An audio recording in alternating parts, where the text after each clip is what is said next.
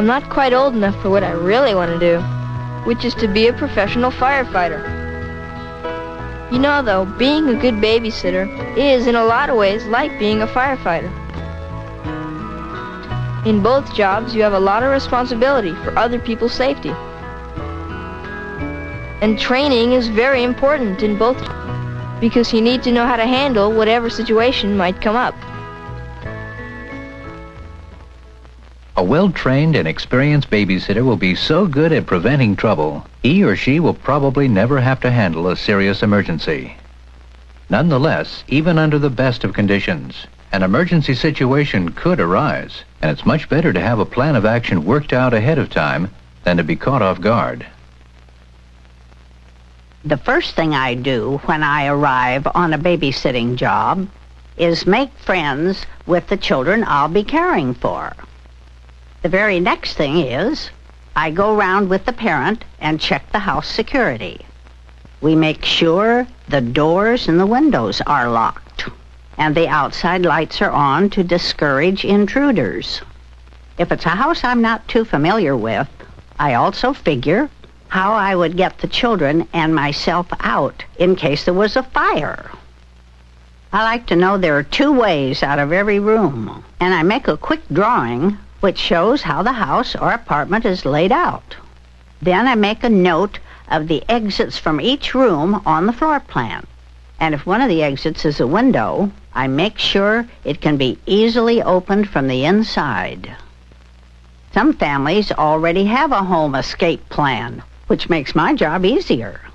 And it gives me special comfort to see a home equipped with smoke detectors.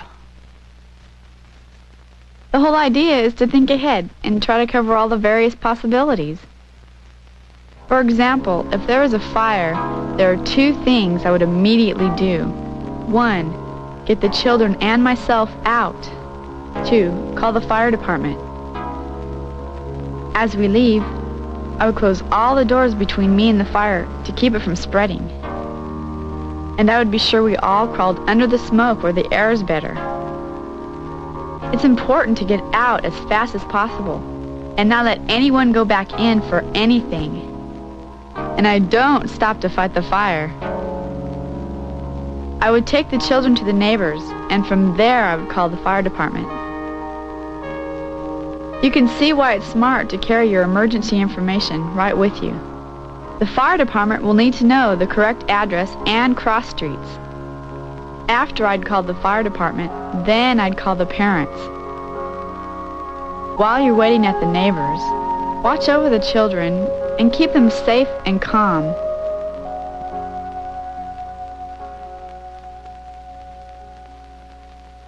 If I get phone calls, I never let on that the parents are out. I always say the parents can't come to the phone right now. And I get the name and number and say they'll call back. I think the scariest thing is if someone should try to break in while I'm babysitting.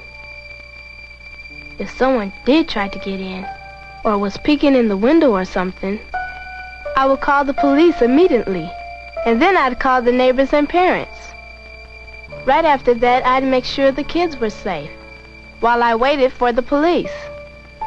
When I'm alone with the kids, I don't open the door for anyone, unless I called for the police. If anyone else comes to the door, I don't care who they say they are. I just politely tell them to come back tomorrow. After I check the security around the house, I try to think of possible hazards. Kids don't always think before putting things in their mouths. And there can be a lot of kinds of poisons around the house. Medicine, cleaning products, things like that. Now, if a child should swallow some kind of poison, there is something you can do. Just give the child plenty of milk or plain water right away. That will dilute the poison. You know, make the poison weaker in the stomach. Next, call for immediate medical help. You should have the number to call right there on your checklist. After that, call the neighbors and the parents. Then, try to keep the child as comfortable as possible. The child who has taken poison could get what are called convulsions, which are muscle spasms. The body kind of jumps and jerks. If the child does have convulsions, or is unconscious or even half conscious, you wouldn't give them anything to drink because this can make them choke. But if they are conscious and don't have convulsions, quickly give them plenty of milk or water. This will help in most cases. And do call immediately for emergency medical help. The emergency medical people are going to want to know what kind of poison the person took. So try to have the container handy, if you can, without losing time searching for it. When you start thinking of things that can go wrong, the list seems endless. And you might start to think that babysitting is really dangerous or something. But it isn't. Hardly anything serious ever goes wrong. But the point is, you've got to be ready in case something does happen. What I did was take a course in basic first aid, and what that taught me was that there are only a few kinds of major emergencies. You know, life or death situations. First, there's any kind of a rescue situation, like a fire or someone drowning or something like that. I guess an intruder would be a situation where a rescue would be needed, which is why you call the police. Next, there's a situation where someone has an accident and they're bleeding. Or there's a situation where a person stops breathing. Then there's choking, which is a type of breathing emergency. And there's poisoning. In each of these situations, you have to know how to get help as quickly as possible. And then be able to give simple but effective first aid until help comes.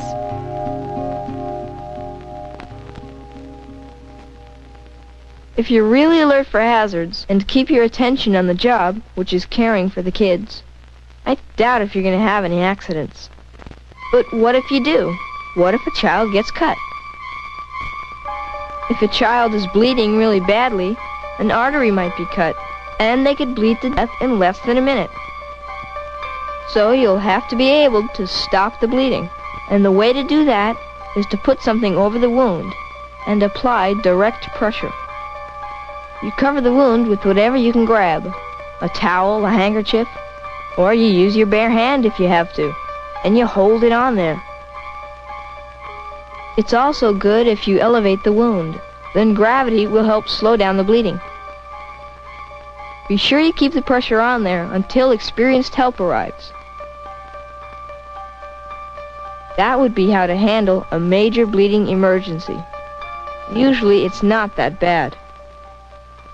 With a minor cut or a scratch, you just cleanse the area with soap and water. Minor burns can be made less painful by applying cold water until it doesn't hurt so much. If the burn looks serious, call for emergency medical help. If for any reason a person's not breathing, you have to act fast because they may die within a few minutes. What you do is breathe for them by blowing your air into their lungs.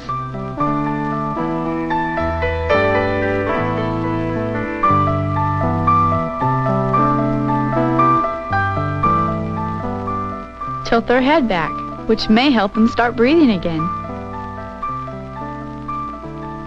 But if they're still not breathing when you tilt the head back, pinch their nose shut, take a deep breath, put your mouth over their mouth, and blow 4 quick breaths of air into their lungs to start.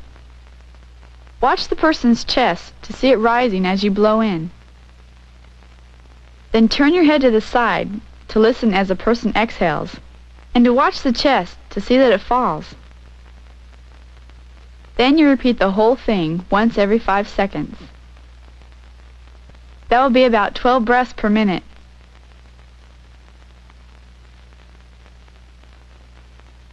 If it's an infant or small child, you tilt the head back a bit less. Instead of pinching their nose shut, you would put your mouth over their nose and mouth. And you would blow air in about 20 times a minute, making quicker and shallower breaths than with an older child or adult. In all cases, you continue to breathe for the person, unless the doctor arrives and says you can stop, or somebody comes along and takes over from you, or when the person starts breathing on their own.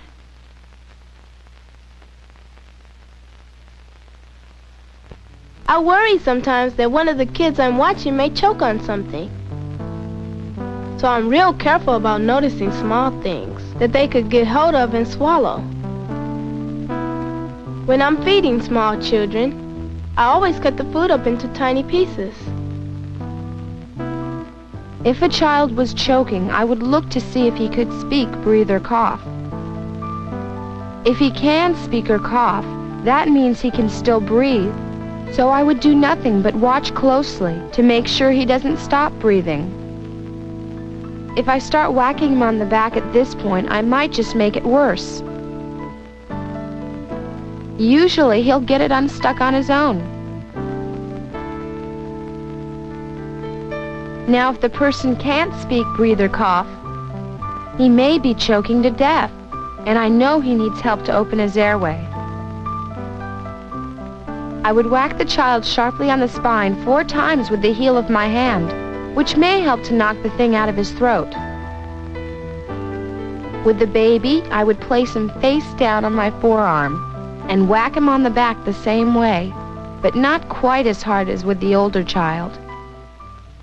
If the back slaps don't work, with the older child, make a fist with one hand and grasp it with the other, placing the thumb side of your fist against the child's stomach, slightly above the navel and below the rib cage. Then press the fist into the child's abdomen with a quick upward motion. The idea is to knock the thing out of the throat by forcing a burst of air out of the lungs up through the breathing passage. You do this several times if you have to, until the thing comes up and he can breathe again. With the baby, you place him face up on one arm, and with your other hand, place 2 or 3 fingers on the baby's abdomen between his ribs and his navel. Make a quick pressing motion with your fingers into the baby's abdomen, angled slightly in the direction of his head. Do that a few times, until the bursts of air from his lungs push whatever it is out. You should learn how to do this in case you need to save someone who's choking to death. But never actually do it to anyone just for fun or practice. You could really hurt someone.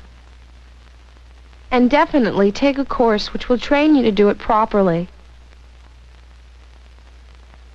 All the various first aid techniques really need to be learned and practiced in a first aid class. And I think every babysitter should have training in first aid. And then you know you're really prepared to handle anything that might come up. Mainly babysitting is really fun and creative. I just love kids and I enjoy seeing them learn. And they really appreciate it when I take the time to teach them something, or read them a story, or play their favorite game. And I think of what wonderful training I'm getting for when I have kids of my own.